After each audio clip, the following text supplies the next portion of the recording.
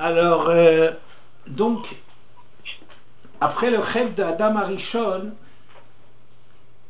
c'est marqué Vatipakachna Eine Shenem Vayedu ki Erumimhem Vayitperu Aleteena Vayasu Lahem Chagorot.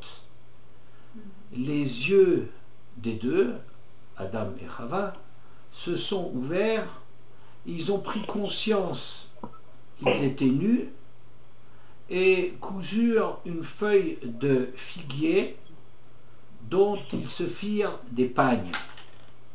Ensuite Hachem intervient et il lui demande comment se fait-il, où tu es? Il dit, ben, je me suis caché, j'ai entendu ta voix. Hachem lui demande, aurais-tu Yomer et kolcha shamati bagan vaïra ki romanochi vaïchave.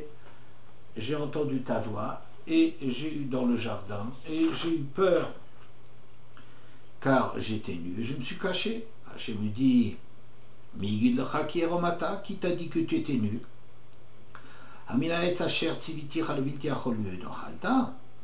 Aurais-tu mangé de l'arbre dont je t'ai ordonné de ne pas en manger? Et Hachem y continue, il donne les punitions aux serpents, à Chava et à Adam, et à la fin du chapitre, qu'est-ce qu'il fait? Vayas Hachem Elokim le Adam ou l'Ishto Kotnot Or Vayal Bishem, le Pasuk Kaf Aleph du Père et Gimel. Hachem Elokim fit à Adam et sa femme des tuniques de peau dont il les a revêtues. C'est un chapitre difficile, très dense, puisque dans Bréchit c'est toujours comme ça, c'est toujours très dense et très difficile. Mais du point de vue pshat déjà, c'est difficile. Qu'est-ce que ça veut dire? Ils ont vu qu'ils étaient nus, donc ils sont cousus des figuiers. Alors, un petit peu difficile, dit Rashi Vayedu eux-mêmes, ils ont vu ils ont su qu'ils étaient nus. Afasuma Yoda, que chez Ouaroum, même un aveugle se rend compte quand il est nu. Et la maï Vayedu qui est même, mitzvah achat haya beyadam, haya beyadam, venita armelou emena, il n'avait qu'une mitzvah à observer, celle de ne pas manger du fruit de l'arbre, n'est-ce pas? Et ils en ont été dépouillés, ils étaient nus de cette mitzvah. Bon, il y a une difficulté, parce que Yedou qui a romim, Yedou, c'est pas va dire où, c'est pas simplement ils ont vu qu'ils étaient nus. Yedou, dat, c'est quelque chose de profond. Ils ont pris conscience de leur nudité. Alors, ils ont pris conscience de leur nudité, Rachid nous dit, oui, de la mitzvah, savoir qu'ils étaient nus, ils le savaient, ils l'ont toujours su. Alors, ils ont fait des pagnes, mais de quoi ils étaient nus? Qu'ils avaient perdu la mitzvah, dans le sens spirituel. Alors, on ne comprend pas très bien. Si c'est de la mitzvah dans le sens spirituel, qu'ils étaient nus, à quoi leur servent les pagnes? Ensuite, Hachem donc discute avec eux, les punit de leur désobéissance, et à la fin, c'est marqué Vayas Hachem Elokim Adam ou l'Ishto Kotnot Or Vayal Bishem. Hachem a revêtu l'homme et sa femme des tuniques de peau qu'il avait fabriquées. Alors je ne comprends pas. Si le problème c'est pas qu'ils étaient nus physiquement, à quoi leur servent les tuniques de peau? Ils avaient déjà fait un pagne avec des feuilles de figuier. Alors on ne comprend pas bien. Pourquoi ils mettent ces feuilles de figuier si la nudité dont on parle ici n'est pas physique? Et si c'est quelque chose de spirituel, à quoi ça correspond les tuniques de peau? D'ailleurs, si ça semble aussi les couvrir. Mais quoi, les couvrir d'une façon plus agréable que les tuniques que les pagnes qu'ils s'étaient fait avec des feuilles de figuier? On ne voit pas très bien de quoi il s'agit. Alors disons qu'on peut imaginer que quand ils ont pris conscience de leur faute, ils ont pris conscience qu'ils avaient chez eux un endroit très fragile qu'il convenait de couvrir, c'est-à-dire un endroit du désir, un désir inavouable, alors que précédemment, comme le dit le Ramban, ils n'avaient aucune honte. Vayu shneem arumim veloïd boshashu. Ils étaient ensemble, Adam Vishto, comme un homme et sa femme, sans en avoir honte. Ça veut dire quoi? Ça veut dire qu'ils n'en avaient pas honte parce qu'ils ne voyaient pas quelque chose de mal. Quand on mange, par exemple, on a besoin de manger, eh ben on mange. On n'a pas de pudeur à avoir tellement sur le fait de manger. Quoique, il ne faut pas manger dans la rue, c'est quand même bon. Peu importe. De la même façon, il fallait qu'ils se reproduisent, ils étaient ensemble et c'est tout. Mais une fois qu'ils ont désobéi à Hachem et qu'ils ont pris conscience qu'il y a chez eux une origine comme ça du désir, on reviendra peut-être un peu là-dessus, alors sur ce moment-là, ils ont couvert ça. Mais ça ne leur répondait pas au problème que spirituellement parlant, ils se sont écroulés. C'est qu'ils étaient grands, ils vivaient que dans un rapport d'obéissance à Hachem et ça les rendait grands, ils ont perdu cela. Très bien. Alors donc, par rapport à cela, par rapport au fait de découvrir qu'ils pouvaient avoir honte de quelque chose dans leur corps, qu'il y avait un endroit honteux, disons qu'il convenait au moins de couvrir, le problème est résolu. Mais notre question essentielle reste, qu'est-ce que ça veut dire qu'Hachem maintenant leur fait des kotnot? Or, Vayal Bichem, en quoi ces tuniques de peau vont résoudre le problème non pas de la nudité physique pour lequel donc ils avaient des pagnes en feuilles de figuier, mais de les réhabiliter. Et là-dessus, il y a un très curieux Yonatan ben Uziel. Yonatan ben Uziel, c'est un très grand traducteur, un élève exceptionnel de Hillel, le plus grand élève des 80 élèves de Hillel, et qui a fait une traduction. On a dit que cette traduction, elle contenait tellement de secrets que lorsqu'il s'est attaqué à la traduction des Ktuvim, étant donné que là-bas il y avait les révélations des temps du moment de la venue du Mashiach, la terre a tremblé sur ses bases et il a été arrêté dans son travail. C'est pour dire quelle est les révélations, la grandeur de ce Targum. Bien. Il y a un endroit dans lequel, ici, chez nous, où il traduit d'une façon très curieuse ce Vayas Hashem Elohim l'Adam ou le Ishto Kotnot Or Vayal Bichem. Hashem Elohim a fait à Adam et sa femme des tuniques de peau et les en a revêtues. Va'avad Hashem Elohim l'Adam ou l'Imtete le Vushin d'Ikar. Hashem Elohim a fait à l'homme et sa femme le Vushin d'Ikar, des habits de gloire précieux. Min meshach chivia de ashlach mine, à partir de la peau du serpent qui lui avait été retirée, al meshach bisreon, sur la peau de leur chair, chalaf shufreon de ishtalchu, en échange de leur beauté qui a été retirée. Et qu'est-ce que c'est que ce verset? Qu'est-ce que Yonatan ben Uziel arrive à lire? Donc on voit de toute façon ici, bon, il s'attaque au problème de comment on va réhabiliter l'homme. C'est pas une question de les habiller tellement, mais alors je redis la traduction, Hachem Elohim a fait à l'homme et sa femme des habits de gloire, des habits de kavod, à partir de la peau du serpent qui lui avait été retirée, sur la peau de leur chair, en échange de la beauté, de leur beauté qui leur avait été retirée. Bon, en vérité, il y a ici un petit point sur lequel on peut de nouveau se servir du Yonatan ben Uziel, et qui nous dit la chose suivante sur le Passouk Zaïd. Ça c'était le Passouk Kaf Aleph, la conclusion de ce chapitre de la faute de l'homme et de ses sanctions. Alors, Chalaf Shufreon d'Ishtalchou, en échange de leur beauté qui leur a été retirée. Alors, sur le Passouk Zaïd, il dit de It Artelou min levouche Toufra. Ils ont été dépouillés de leur revêtement de Toufra. C'est comme l'ongle. Ils avaient un habit d'ongle. L'ongle, c'est brillant, n'est-ce pas? Et c'est ça qu'ils ont perdu. Comme si toute leur peau était brillante comme l'ongle. Il n'en reste qu'au bout des doigts de cet ongle, et vous voyez qu'au départ de la semaine, au moment de la Havdalah, quand on s'engage de la semaine à la lumière du Shabbat qu'on a un peu intégré, alors on regarde la différence, le reflet de l'ongle sur la peau de la paume, c'est-à-dire cet ongle brillant qui était la peau d'autrefois et qui fait naître comme ça des gagouim, une espèce de nostalgie de notre grandeur. Regarde, on avait une peau qui était brillante, regarde comme elle est devenue or, hiver, aveugle, opaque. On a remplacé de la lumière par de l'opacité. Mais qu'est-ce que ça veut dire? On a retiré Hachem. Qu'est-ce qu'il a fait avec ses côtes-notes or?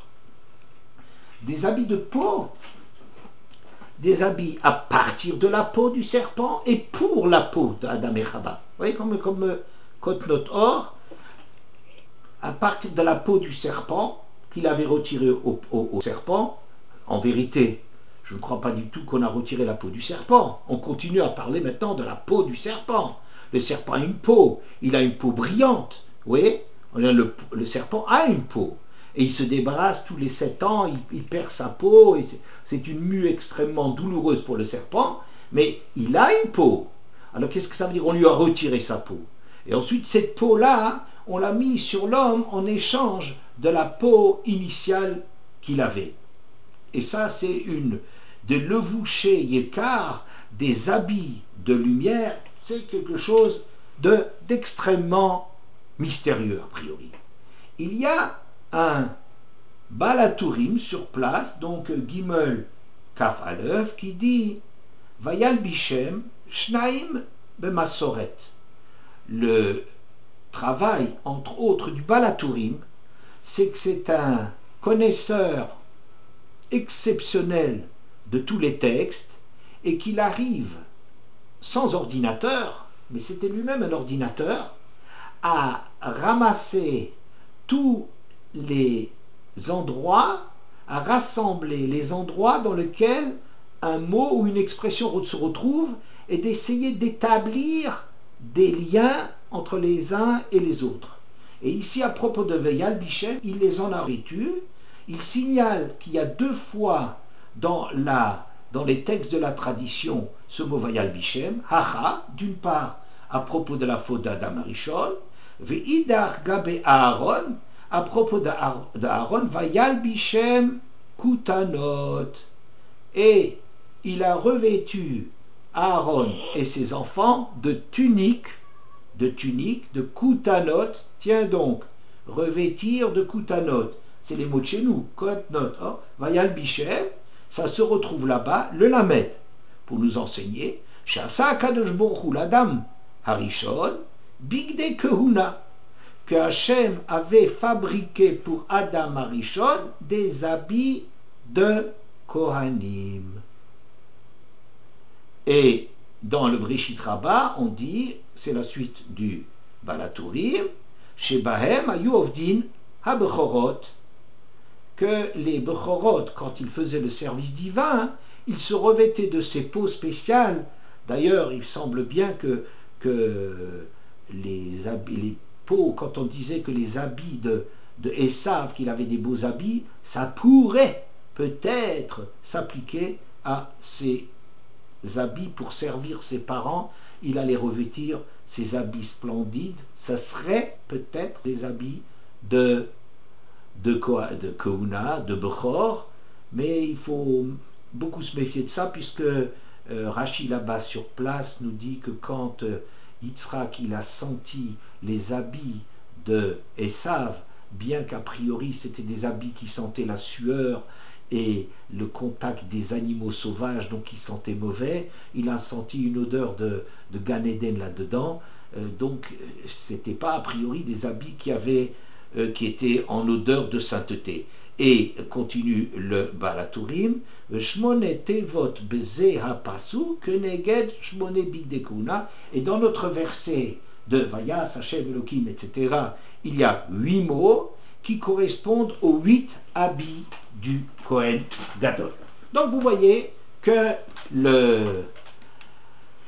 ça commence à s'éclaircir, que les habits que Hachem a fait à partir de la peau du serpent, que ces habits dont il a revêtu Adam Arishon, c'est les Bigdei Kehuna qui servent à servir Hachem. Ok? Ça marche jusque-là? Mais on ne comprend pas plus, on ne comprend pas qu'est-ce que ça veut dire ces peaux du serpent, que je vous dis que le serpent il a encore toujours sa peau, et qu'est-ce qu'on a retiré des habits, on a fait des habits de peau. Bon, on voit qu'à partir des habits du serpent, Hachem a fabriqué des habits de Kohen Gadol. D'accord? Il y a encore un texte, encore au moins un, mais il y en a plus que cela, qui parle de ce sujet, des Kotnot Or. C'est dans le Midrash Shocher Tov, c'est un Midrash sur Tehillim, sur le Mizmor Shir Yom HaShabbat, Rabbi Eliezer Omer, Min Haor Shenifshat Hanachash, Asa HaKadosh Baruch Hu Kotnot Kavod, Lo ou le Ezro, Shenemar Vayas Hashem Elokim L'Adam ou l'Ishto Kotnot Or. Il dit clairement qu'à partir de cette peau que le serpent a perdue, HaKadosh Baruch Hu a fabriqué des Kotnot Kavod pour Adam et sa femme. Voilà, c'est la collée. Alors maintenant, donc on va à l'essentiel de notre problème, ça va être de comprendre comment ça fonctionne. De quoi s'agit-il? Qu'est-ce que c'est? Bon, ok, on a compris. Il s'agissait de réhabiliter l'homme. L'homme a perdu la seule mitzvah qu'il avait à observer, c'était l'interdiction de l'arbre. Il avait désobéi, il avait perdu sa grandeur. Et maintenant Hachem donne à l'homme, jamais Hachem ne punit comme ça pour donner une claque, pour faire mal, mais il y a toujours une idée de réhabilitation dans tout ce qu'Hachem fait. L'idée essentielle, c'est toujours comment on va remettre l'homme, rehausser l'homme, rétablir l'homme à sa dimension de grandeur véritable. Et ici, de quoi il s'agissait? Comment ça s'est fait?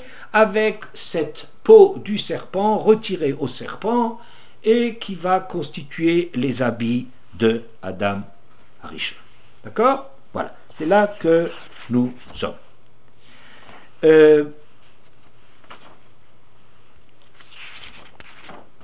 Voilà. Alors, on va essayer de comprendre cela. Il y a ici quelque chose de très, très essentiel qui se joue dans cette paracha. Vous savez, on dit en général, très rapidement, que au début, le Yetzer Hara, il s'adressait à l'homme de l'extérieur. Après la faute, le Yetzer Hara est rentré en nous. Hein?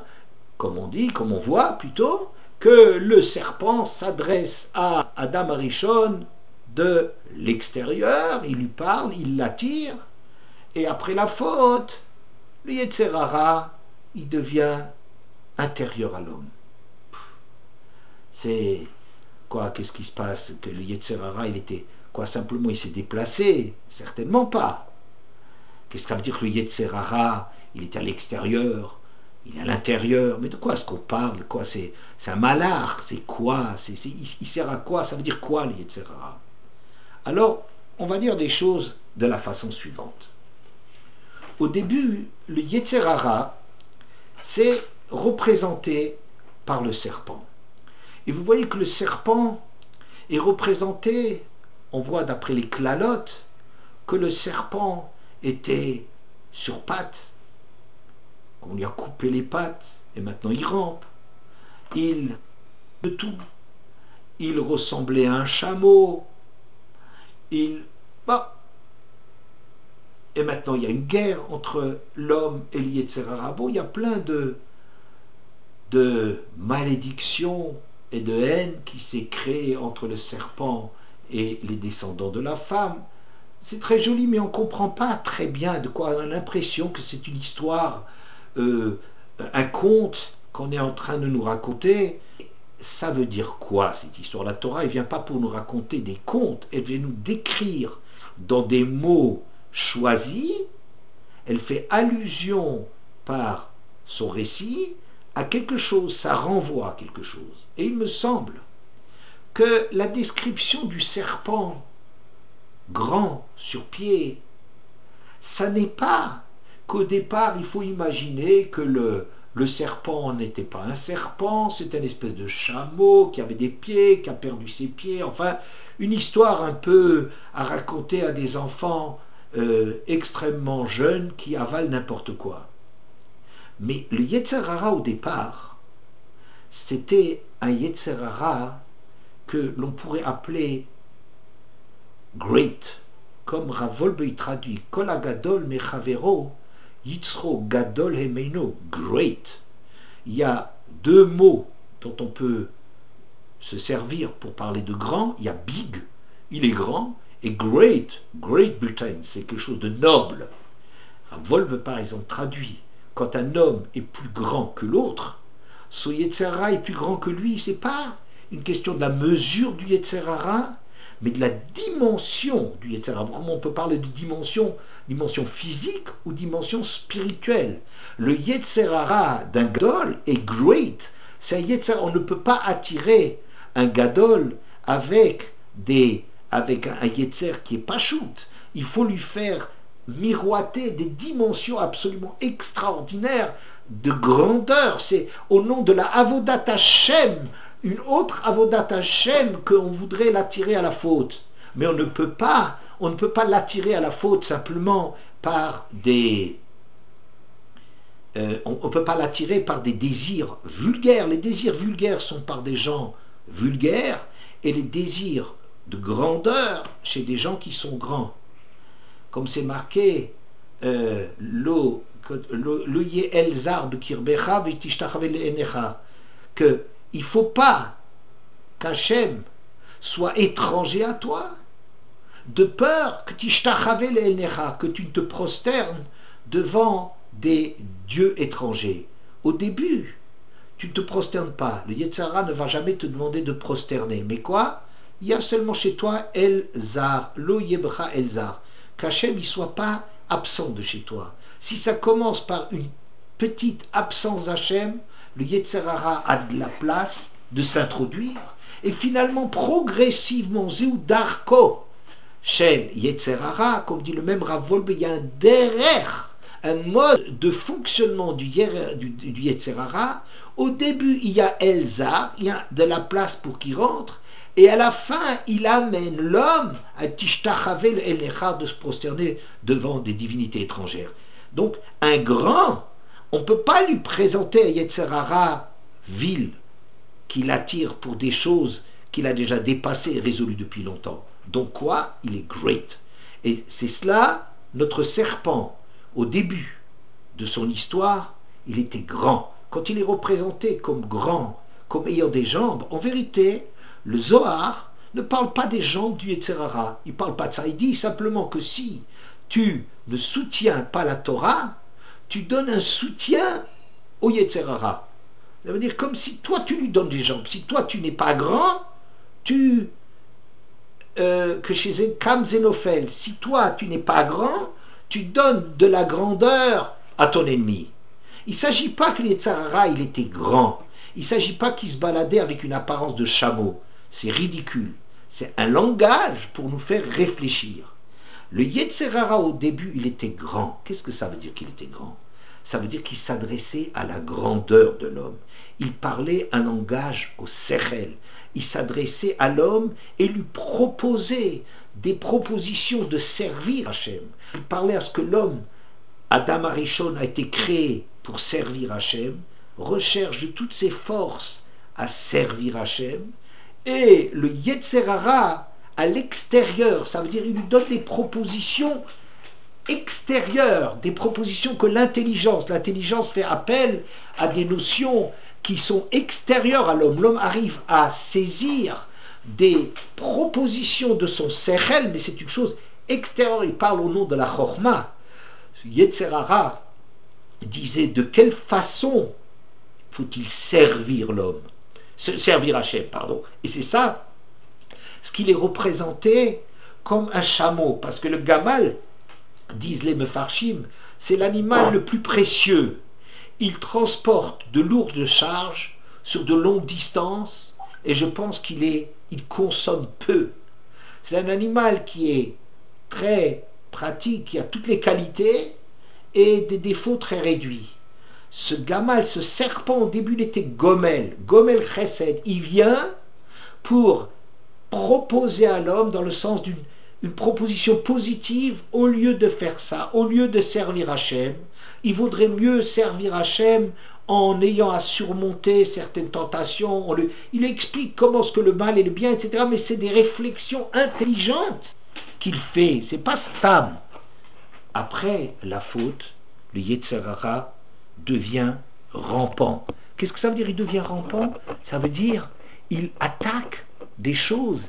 C'est plus au niveau du sechel qu'il attaque. Il n'a plus de grandeur. Il attaque à partir du corps de l'homme, des désirs de l'homme. C'est ça le changement. Le Yetzer Hara au départ faisait des propositions extérieures à l'homme. Ça veut dire il se référait à de la chokhma, il faisait des propositions comment servir Hachem. Et c'est là derrière qu'il se glissait. Mais ça c'est un autre problème, comment le Yetzer Hara peut se glisser. Mais après il est devenu rampant. Et c'est-à-dire quoi? Il attaque à partir de la bassesse de l'homme. Il attaque l'homme à partir de ses désirs, les désirs les plus vils, les plus matériels, les ta'avot. Et Rav le Sforno représente très très bien ce Yetzer Hara. Il dit, tu sais, serpent, qu'est-ce qu'on parle d'un serpent? C'est une métaphore. Comme on parle par exemple du lion comme roi des animaux, pas dire que le lion c'est le roi des animaux, mais quand on parlait d'un roi, on va parler d'un lion, comme on dit, allez, Harim et Souvacho, Nebuchadnezzar, quand il est allé pour détruire le Beth Amikdash, le lion est sorti de sa tanière, le lion, au mois d'Av, entre parenthèses, sous le signe du lion, mais enfin, peu importe.